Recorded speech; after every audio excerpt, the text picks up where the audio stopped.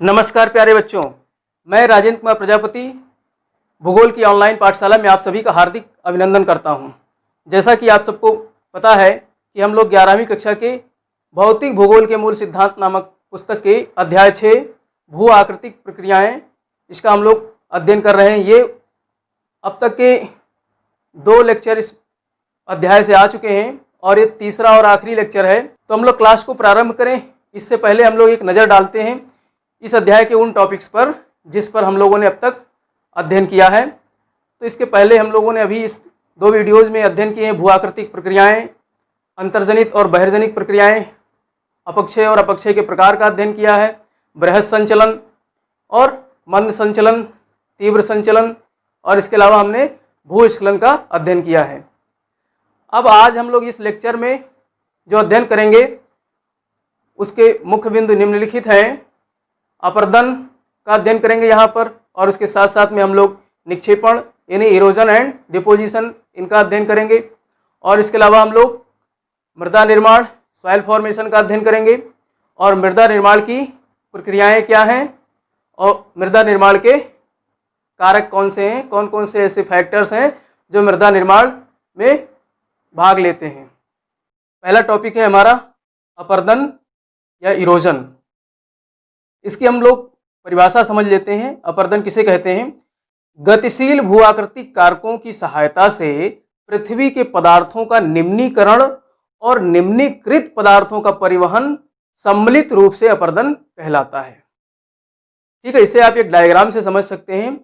यानी जो गतिशील भू आकृतिक कारक हैं, इसमें 2-3 पॉइंट्स हैं, इनको समझिए आप। गतिशील भू आकृतिक कारक जैसे कि हवा है, प्रवाहित जल जिसको नदी या फिर रील गलीज ये भी हैं, और हिमानी, ये सब क्या है? गतिशील भू आकृतिक कारक हैं। तो इनकी सहायता से पृथ्वी के पदार्थों का निम्नीकरण, पृथ्वी के पदार्थ जैसे चट्टान, खनिज, तो इनका निम्नीकरण मतलब इनका कटाव, इनको काटना, इनको तोड़ना, तो इनका निम्नीकरण, और इससे निम्नीकरण से उत्पन्न जो निम्नीकृत पदार्थ हैं जैसे रेत, कंकड़, पत्थर, ये सब क्या है? निम्नीकृत पदार्थ हैं। तो इनका परिवहन, यानी कि अपरदन में 2 चीज सम्मिलित है। एक तो अपरदन जो स्वयं क्या करता है, अपने भूआकृतिक कारकों की सहायता से किसी पदार्थ, पृथ्वी के किसी पदार्थ को तोड़ता है, काटता है, और फिर साथ में उसको अपने इन्हीं गतिशील कारकों की सहायता से उसका परिवहन करता है। तो इस तरीके से अपरदन में परिवहन भी सम्मिलित है। तो इसको इस सम्मिलित रूप से इसको क्या कहते हैं? अपरदन कहते हैं या इरोजन कहते हैं। इसको आप डायग्राम से समझ सकते हैं। तो अब हम लोग पदार्थों का निम्नीकरण करने वाली इन तीनों प्रक्रियाओं अर्थात अपक्षय, बृहद संचलन और अपरदन में मूलभूत अंतर कर सकते हैं। हालांकि अपक्षय और बृहद संचलन यानी मास मूवमेंट का विस्तार से हम लोगों ने अध्ययन इसके पूर्व के लेक्चर्स में किया है। अब यहां पर हम लोग इन तीनों में बेसिक अंतर संक्षेप में समझेंगे। अगर अपक्षय की बात करें तो इसमें पदार्थों का संचलन बहुत ही कम होता है, अथवा यूं कहें कि इसमें पदार्थों का संचलन बिल्कुल नगण्य होता है, तो ये भी सही बात होगी। अर्थात इसमें चट्टानी सतह का अपने ही स्थान पर यानी स्वस्थाने, इसको इन सिटू कहते हैं, यानी चट्टानी सतह का अपने ही स्थान पर दबाव मुक्ति से अथवा जलवायविक और जैविक तत्वों के प्रभाव से क्या होता है? इसमें पदार्थों का क्षय होता है। अगर जलवायविक तत्वों की बात करें तो इसमें आर्द्रता है, हिम है, तापांतर हैं, ये सब जलवायविक तत्व हैं। तो इनके कारण अपने ही स्थान पर चट्टानी सतह का क्षय होता है। तो इसे मुख्य रूप से हम रासायनिक अपक्षय, भौतिक अपक्षय और जैविक अपक्षय में बांट सकते हैं। लेकिन अगर बृहद संचलन की बात करें तो इसमें पदार्थों का जो संचलन होता है वो गुरुत्वाकर्षण की सहायता से होता है, और ये ढाल इसमें बहुत महत्वपूर्ण भूमिका निभाती है। यानी मलबा का संचलन ढाल के सहारे होता है, जो कि गुरुत्वाकर्षण के लिए जिम्मेदार कारक है। इसमें कोई भी गतिशील भू आकृतिक कारक जैसे नदी, वायु, हिमानी, भूमिगत जल, सागरीय लहरें, धाराएं आदि प्रत्यक्ष रूप से शामिल नहीं होती हैं, जबकि अपर्दन और परिवहन में गतिज ऊर्जा मुख्य प्रेरक बल है। कौन सी ऊर्जा? गतिज ऊर्जा। इसमें नदी, वायु, हिमानी, भूमिगत जल, सागरीय लहरें, धाराएं आदि ये सब गतिशील भूआकृतिक कारक प्रत्यक्ष रूप से सीधे रूप से प्रभावी होते हैं।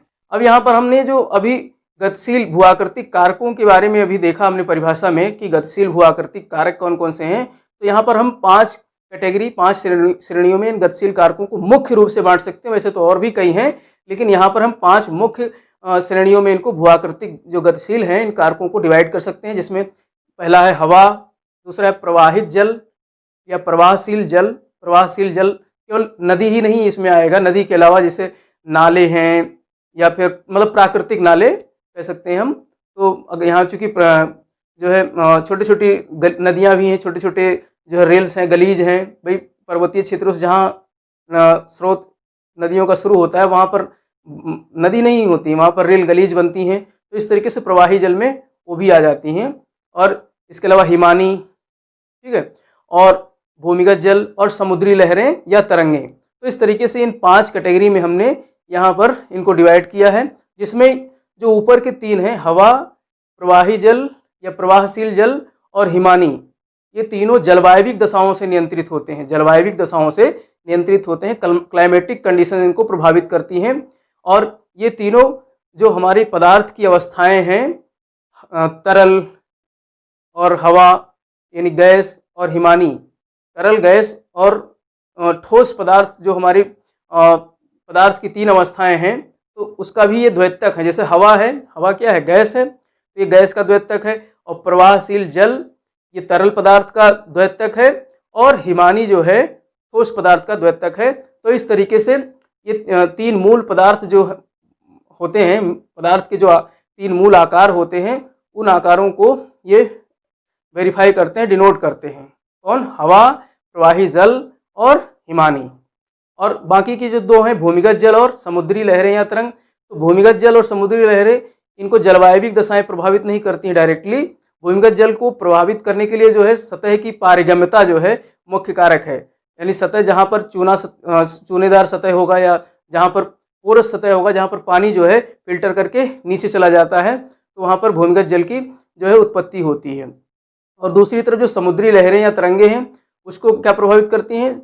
ये मुख्य रूप से तट और स्थल से प्रभावित होती है। तट मतलब जहाँ पर समुद्र की सीमा समाप्त होती है और स्थल की सीमा प्रारंभ होती है, इसको तटरेखा बोलते हैं। तो उस तटरेखा और स्थल की जो है बनावट इसके तरंगों को प्रभावित करती है। और इसके साथ साथ में जो है हवाओं का दबाव भी, हवाओं का प्रवाह भी जो है समुद्री लहरों, समुद्री तरंगों की उत्पत्ति और इसके प्रवाह को प्रभावित करता है। ठीक है, तो इस तरीके से हमने यहाँ पर गतिशील भूआकृतिक कारकों के बारे में सीखा।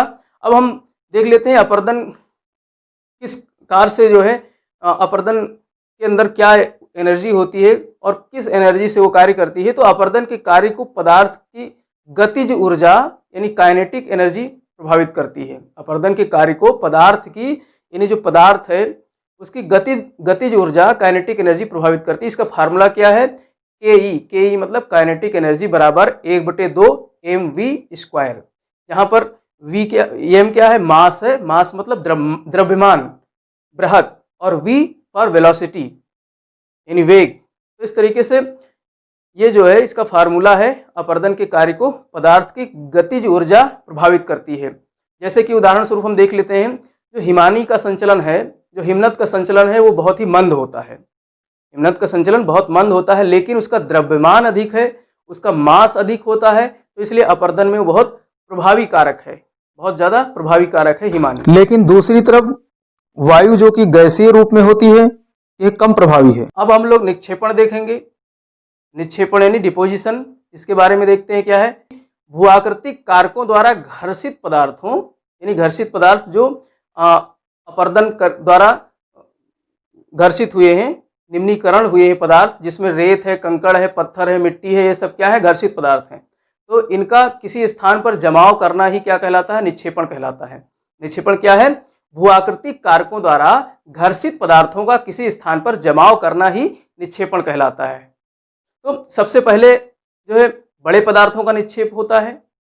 मान लेते हैं जैसे आप ये चित्र में देखिए, नदी बहते हुए जा रही है और निक्षेपण का कार्य जब अपने पहाड़ी ढलान पे नीचे उतरती है, फुटहिल पर आती है, मैदानी क्षेत्र में प्रवेश करती है, तो बड़े बड़े बोल्डर्स का वहाँ पर निक्षेप करती है। ठीक है, तो बड़े पदार्थों का पहले निक्षेपण होता है और उसके बाद में सूक्ष्म और महीन कणों का निक्षेपण होता है। आप इस चित्र में देख सकते हैं। तो अब निक्षेपण के परिणाम स्वरूप क्या होता है, निम्न भूमि का तल्लोचन होता है। भाई निक्षेपण जब होगा तो जो कोई गर्त है, कोई गड्ढा है, तो वो क्या हो जाएगा, भर जाएगा, तो उससे उसका तल का उच्चन हो जाता है, तल उच्च हो जाता है, तल्लोचन कहते हैं।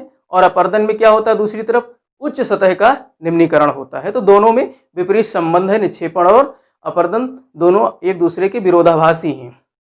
और निक्षेपण के अगर कारण की बात करें, निक्षेपण के लिए क्या कारण जिम्मेदार हैं, कौन से ऐसी परिस्थितियां जिम्मेदार हैं जो निक्षेपण कार्य को प्रोत्साहित करती हैं। तो इसमें पहला हो गया परिवहन मार्ग के ढाल में कमी। भाई नदियां जब, कोई भी नदी है या फिर वायु है या फिर कोई भी हिमनद है, कोई भी भू आकृतिक कारक जो गतिशील भू आकृतिक कारक है जो निक्षेपण का कार्य कर रही है, तो वो परिवहन करते करते उसके मार्ग में जब ढाल की कमी आ जाती है, मंद ढाल हो जाता है, तो मलबा का वह निक्षेप करेगी। इसी प्रकार से नदियों के साथ में ही ढाल की कमी। और दूसरा है परिवहन के बोझ में अवसाद भार की वृद्धि। तो परिवहन के जो परिवहित पदार्थ है उसके साथ में जो है अवसाद भार की वृद्धि हो जाती है। साथ में जैसे कंकड़ पत्थर रेत, इनकी मात्रा अगर अधिक बढ़ जाती है तो कुछ दूर जा करके फिर जो है एक तो ढाल भी कम हो जा रहा है और भार में वृद्धि हो जा रही है। तो इसके कारण क्या करती हैं,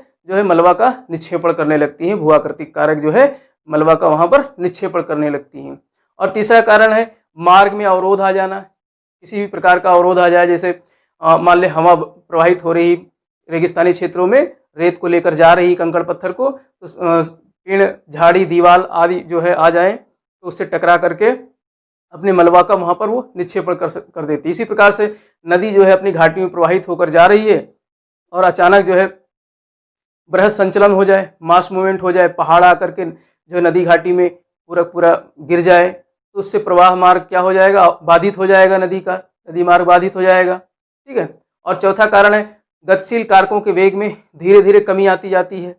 भाई ऐसा तो है नहीं कि जो गतिशील कारक है, जो भूआकृतिक कारक जो चल रहे हैं, वो जो है एकदम बिल्कुल खत्म ही नहीं होंगे, तो धीरे धीरे करके उनकी वृद्धावस्था आती जाती है। तो वृद्धावस्था में वो निक्षेपण का कार्य करने लगती है। जैसा कि आप जो है नदियों की अवस्थाओं में देख लीजिए, जैसे युवा अवस्था होती है नदी की पर्वतीय क्षेत्रों में, तो वहाँ ढाल भी तीव्र होता है और नदियाँ युवा होती हैं, तो वहाँ पर जो है और बोझ भी कम होता है, तो काफ़ी तीव्र गति से जो है अपना बहती भी हैं और अपर्दन करती हैं, निक्षेपण का वहाँ पर मौका नहीं मिलता उनको। इसी प्रकार से जब मैदानी क्षेत्र में प्रवेश करती हैं, तो मैदानी क्षेत्र में जो है यहाँ पर क्या होता है कि उनके साथ में मलबा भी आ जाता है, तमाम प्रकार की नदियाँ भी मिल जाती हैं, तो उनके बोझ में भी कम वृद्धि हो जाती है, परिवहन बोझ में वृद्धि हो जाती है। तो इस कारण अब वहाँ पर निक्षेपण करने लगती हैं और आगे बढ़ती है, जहाँ पर उनका जो है नदियों का सागर में मिलने का जो स्थान आता है, तो उससे पूर्व और ज़्यादा बिल्कुल वृद्ध हो जाती हैं। तो वृद्धावस्था में वहाँ पर जो है और निक्षेपण का कार्य करती है। तो इस तरीके से उसकी जो है वेग में धीरे धीरे कमी आती जाती है, क्योंकि प्रवाह ढाल भी मंद हो जाता है, तो वेग कम हो जाता है। अब हम लोग नेक्स्ट टॉपिक की तरफ बढ़ेंगे। अब यहाँ पर हम लोग देखेंगे मृदा निर्माण, सॉइल फॉर्मेशन का अध्ययन करेंगे। तो चट्टानों के विघटन एवं वियोजन से जो उत्पन्न ढीले व असंगठित भू पदार्थ हैं, उनको क्या कहते हैं, मृदा कहते हैं। चट्टानों के विघटन और वियोजन यानी भौतिक अपक्षय और रासायनिक अपक्षय से जो ढीले पदार्थ और असंगठित पदार्थ जो उत्पन्न होते हैं, उसी से मृदा की उत्पत्ति होती है, उसे मृदा कहते हैं। और मृदा की अगर विशेषताओं की बात करें, तो मृदा धरातल का प्राकृतिक तत्वों का समुच्चय है, धरातल के प्राकृतिक तत्वों का समुच्चय है ये, जिसमें चट्टान, खनिज पदार्थ, जीवांश ये सब शामिल होते हैं। और अगर इसकी दूसरी विशेषता की बात करें मृदा की, तो मृदा को जैविक कारखाना कहा जाता है। मृदा को क्या कहा जाता है, जैविक कारखाना कहा जाता है। क्यों? क्योंकि जीव मंडल के सारे जीवों को प्रत्यक्ष या अप्रत्यक्ष रूप से पोषक तत्वों की प्राप्ति कहाँ से होती है, मृदा से ही होती है बच्चों। इसीलिए मृदा को क्या कहा जाता है, जैविक कारखाना कहा जाता है। और इसके अलावा पोषक तत्वों की तो पूर्ति करते ही करते हैं मृदा, लेकिन साथ में आवास भी उपलब्ध कराते हैं। जैसे बहुत सारे जीव जंतु हैं, वो अपना आवास जो है मिट्टी को खोद करके बिल बना करके उसमें रहते हैं, जैसे कि चूहे हैं, ठीक है। तो इस तरीके से ये आवास भी उपलब्ध कराते हैं। यहाँ तक कि मनुष्य भी जो है डायरेक्ट या इनडायरेक्ट रूप से मिट्टी से अपने आवास का निर्माण करता है। भाई पहले कच्चे दीवार होते थे मकानों के, तो उसमें क्या होता था, हम डायरेक्ट जो है तालाब से मिट्टी हमारी माताएं बहनें ले आती थी और उनसे जो है दीवार का निर्माण करती थी। लेकिन आज के समय में क्या है, आधुनिकता का समय आ गया है, लेकिन मिट्टी की उपयोगिता तो आज भी है। मिट्टी से जो है ईंटों का निर्माण होता है, पकी ईंटों का हम लोग आज घरों में प्रयोग करते हैं, तो वो कहीं ना कहीं मिट्टी से हमारे आवास का भी निर्माण होता है। तो इसलिए मिट्टी आवास भी उपलब्ध कराता है। और मृदा एक गत्यात्मक पदार्थ है, मृदा एक डायनेमिक पदार्थ है, जिसमें बहुत सी रासायनिक, भौतिक व जैविक प्रक्रियाएं हमेशा चलती रहती हैं, अनवरत चलती रहती हैं। इसमें रासायनिक, भौतिक, जैविक ये सब क्रियाएं अनवरत चलती रहती हैं, तो इसलिए मृदा एक गत्यात्मक पदार्थ है। और मृदा जलवायु दशाओं, भू आकृतियों और वनस्पतियों के साथ अनुकूलित व परिवर्तित भी होती रहती हैं। जैसे जैसे जैसे जलवायु दशा होगी, उसी अनुरूप जो है मिट्टी अपने आप को परिवर्तित कर लेती है, उसके अनुकूलित कर लेती है। आप एक उदाहरण समझ सकते हो, जैसे कि गर्म रेगिस्तान है, हमारे थार के रेगिस्तान की अगर बात करें, थार का रेगिस्तान जो पश्चिमी राजस्थान वाला क्षेत्र है, तो वहाँ पर गर्म रेगिस्तानी क्षेत्र में क्या होता है, वहाँ पर जो है रेतीली मृदा का निर्माण होता है। जलवायु गर्म है तो वहाँ पर कैसी मिट्टी बनेगी, रेतीली मिट्टी का निर्माण होता है। अब हम लोग मृदा निर्माण की प्रक्रियाओं का अध्ययन करेंगे, प्रोसेस ऑफ सॉइल फॉर्मेशन का अध्ययन करेंगे। देखिए, मृदा निर्माण को पेडोजेनेसिस भी कहा जाता है। पेडोजेनेसिस का मतलब होता है मृदा निर्माण, और मृदा विज्ञान को पेडोलॉजी कहा जाता है। यहाँ से प्रश्न बन सकता है कि पेडोलॉजी किससे संबंधित है, तो मृदा विज्ञान से संबंधित है। तो हम लोग अब अध्ययन करेंगे मृदा निर्माण की क्या प्रक्रियाएं हैं। देखिए, इसके कुछ स्तरों में हम बांट सकते हैं मृदा निर्माण को। सबसे पहले जो पेरेंटल रॉक है, मूल चट्टान है, मूल शैल है, तो उसका क्या होता है, अपक्षय होता है। रासायनिक और भौतिक अपक्षय होता है, वेदरिंग होती है, और अपक्षय के कारण जो है कुछ अपक्षयित पदार्थों की प्राप्ति होती है। जैसा कि आप डायग्राम में देख सकते हैं, तो अपक्षयित पदार्थों की प्राप्ति होती है। अब उस अपक्षयित पदार्थों में जो है यहाँ पर अब जैविक तत्वों के माध्यम से मृदा के निर्माण का प्रोसेस शुरू होता है। जैसे कि बैक्टीरिया जैसे सूक्ष्म जीव हैं, तो ये क्या करते हैं, मृदा में नाइट्रोजन फिक्सेशन का कार्य करते हैं। इसलिए नाइट्रोजन निर्धारण के कारण जो पोषक तत्व है वो प्राप्त होती है। और इसके साथ साथ में जीव जंतु व पेड़ पौधे जो हैं, उनके मृत अवशेष जो होते हैं, उससे ह्यूमस की प्राप्ति होती है। मिट्टी में ह्यूमस की प्राप्ति होती है, इसको हम लोग आगे डिटेल से देखेंगे। और इसके अलावा जो बिलकारी जीव जंतु हैं, जैसे चूहा, केचुए, ये सब क्या करते हैं, मृदा को भुरभुरी व स्पंजी बनाते हैं। तो अगली कड़ी में मृदा जो है भुरभुरी व स्पंजी बन जाती है। तो इसमें जो है वायु और नमी जो है प्रवेश कर जाती है, जिसके कारण मृदा जो है उपजाऊ हो जाती है। तो इस तरीके से ये सारे कारक मिल करके, यानी अपक्षयित पदार्थ में ये सारे बायोलॉजिकल प्रोसेस लग करके क्या करते हैं, मृदा को परिपक्व और उपजाऊ बनाते हैं। तो इस तरीके से मृदा जो है बनने की प्रोसेस में जैविक और अजैविक सभी तत्व भाग लेते हैं और मृदा को एक जो है परिपक्व संस्तर के रूप में निर्धारित करते हैं। अब मृदा निर्माण के कारकों का यहाँ पर हम अध्ययन करेंगे। सॉइल फॉर्मिंग फैक्टर्स कौन कौन से हैं, कौन कौन से कारक हैं जो मृदा निर्माण को प्रभावित करते हैं। तो इसको मुख्य रूप से 5 मूल कारक हैं इसके मृदा निर्माण के। तो सबसे पहला जो कारक है हमारा मूल पदार्थ या मूल चट्टान, पेरेंट मटेरियल जिसको कहते हैं, पेरेंट रॉक या पेरेंट मटेरियल। तो ये मूल चट्टान जो है, ये क्या होता है, चट्टान जो है मृदा निर्माण का आधारी पदार्थ है। ये स्वयं निष्क्रिय पदार्थ है। पेरेंट रॉक या मूल पदार्थ स्वयं निष्क्रिय पदार्थ है, लेकिन चट्टान के अपक्षय से मृदा निर्माण की प्रक्रिया जो है वो सक्रिय हो जाती है। ये निष्क्रिय अपने आप में निष्क्रिय पदार्थ है चट्टान, लेकिन अपक्षय के बाद जो है मृदा निर्माण की प्रक्रिया सक्रिय हो जाती है। तो अब मृदा का रंग जो है, उसकी संरचना और उसकी पोषकता, ये सब जो है मूल चट्टान में निहित खनिज पदार्थों व कणों के विन्यास पर निर्भर करता है।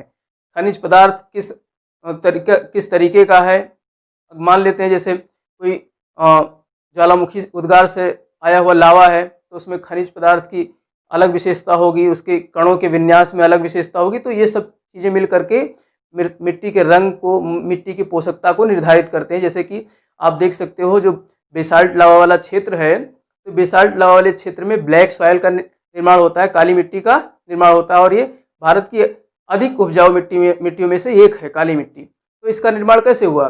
बेसाल्टिक लावा क्षेत्र से हुआ। तो उसमें जो है कणों का विन्यास और इस तरीके से जो बेसाल्ट चट्टानों से निर्मित, और इसलिए उसका कलर क्या हो गया? ब्लैक हो गया।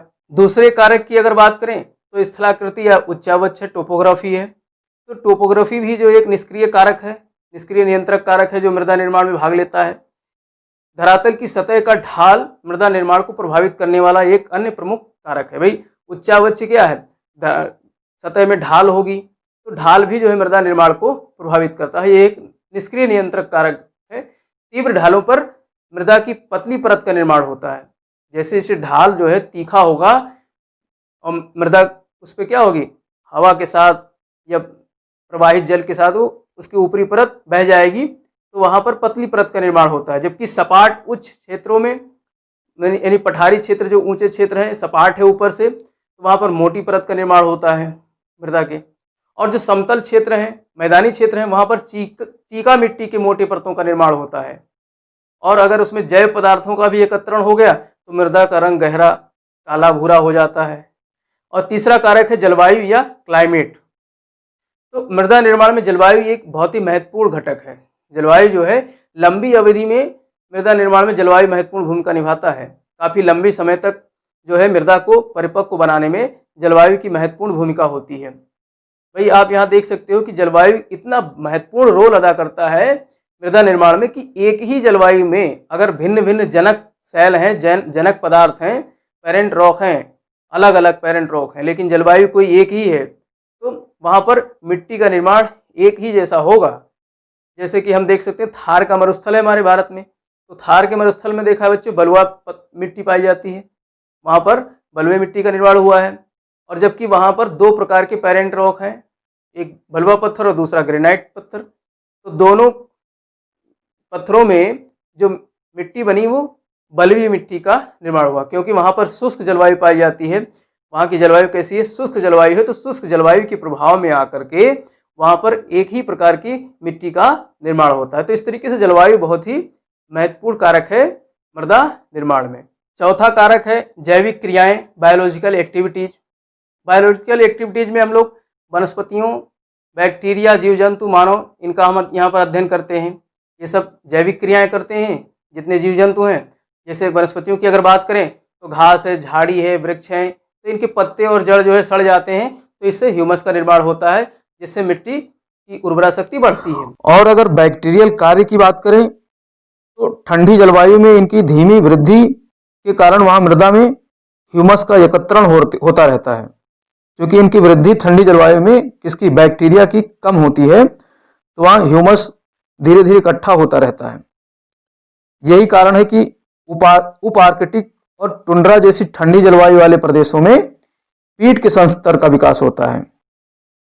जबकि आर्द्र, गर्म और भूमध्य रेखीय जलवायु, यानी जहां नमी भी होती है और गर्मी भी होती है, तो ऐसे भूमध्य रेखीय जलवायु प्रदेशों में बैक्टीरिया में वृद्धि के कारण बैक्टीरियल कार्य की सघनता रहती है। वहां पर बैक्टीरियल कार्य अधिक होता है, तो इसके कारण वहां की मृदा में ह्यूमस की मात्रा बहुत कम रह जाती है। कहाँ की? भूमध्य रेखीय जलवायु वाले गर्म और आर्द्र प्रदेशों में, वहां पर मृदा में ह्यूमस की मात्रा बहुत कम रह जाती है।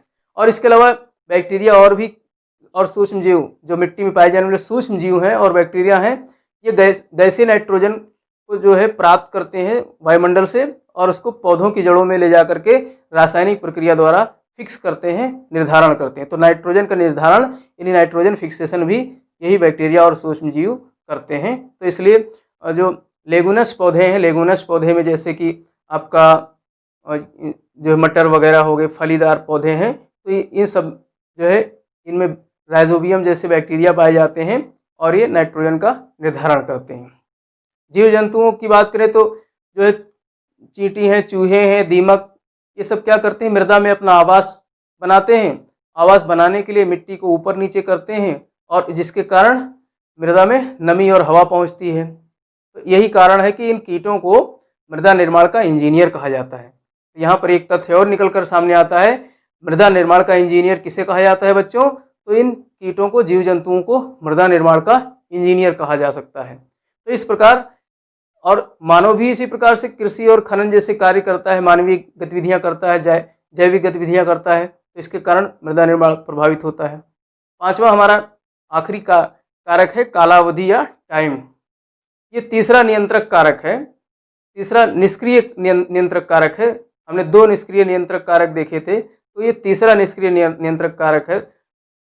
उसमें परिपक्व मृदा का निर्माण जो है और प्रोफाइल के विकास में लंबे समय की आवश्यकता होती है। एक परिपक्व मृदा यानी मैच्योर सॉइल का निर्माण और उसमें अच्छी तरीके से सभी संस्तरों की प्रोफाइल का विकास हो जाए मृदा के, तो उसके लिए एक लंबा समय चाहिए।